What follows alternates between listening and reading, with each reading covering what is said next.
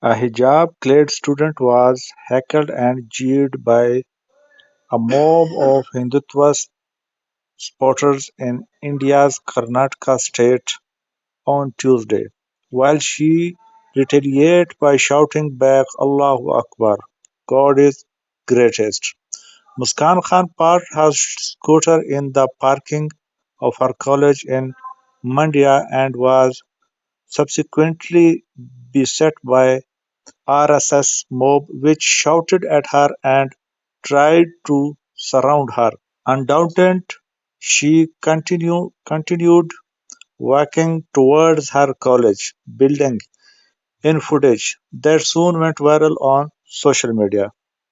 Since I started studying here, I have always worn the burqa and hijab. When I entered class, I removed the burqa. The principal has said nothing. Outsiders started this, she told.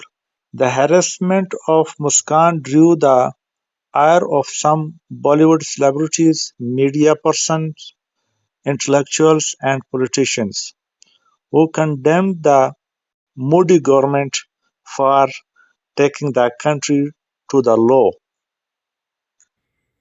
Thanks for watching.